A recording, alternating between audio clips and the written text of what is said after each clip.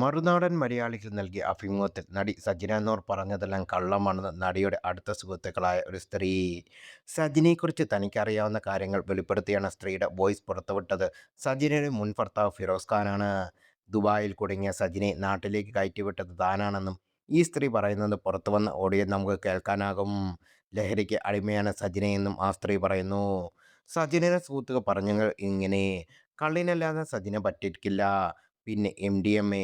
സജിനയ്ക്ക് തലയ്ക്ക് പിടിച്ച് കുലുക്കിയാൽ മൂക്കിൽ നിന്ന് 3-3.5 കിലോ MDMA കിട്ടും. അഡിക്ഷൻ്റെ അങ്ങേ അറ്റമാണ്. ലക്ഷ്മി ജയനും ഞാനുമാണ് ഞങ്ങളുടെ ഗ്യാങ്ങിൽ വെച്ച് റസൂൽ പൂക്കുട്ടിയെ ആദ്യം കാണുന്നത്. റസൂൽ പൂക്കുട്ടി എനിക്കും ലക്ഷ്മിക്കും ജയനും മെസ്സേജ് അയച്ചിട്ടുണ്ട്.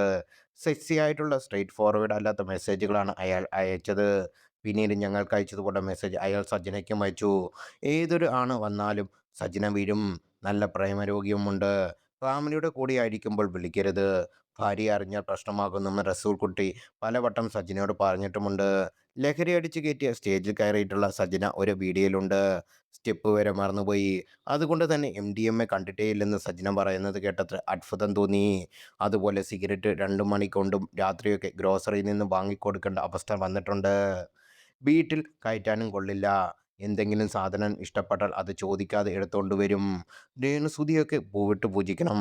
ഫിറോസ് പറഞ്ഞതെല്ലാം പച്ചമായ സത്യമാണ്. എൻ്റെ കയ്യിലുള്ള തെളിവുകൾ കൂടി പുറത്തുവിട്ടാൽ സജന ജില്ല വിട്ട് ഓടേണ്ടി വരും. സജന പറയുന്നതിൽ ഒന്നിലും ഒരു കഴമ്പുമില്ല. അവൾക്ക് ആരോടെങ്കിലും ദേഷ്യം തോന്നിയാൽ അവരെ തറ പറ്റിച്ച് സംസാരിക്കും.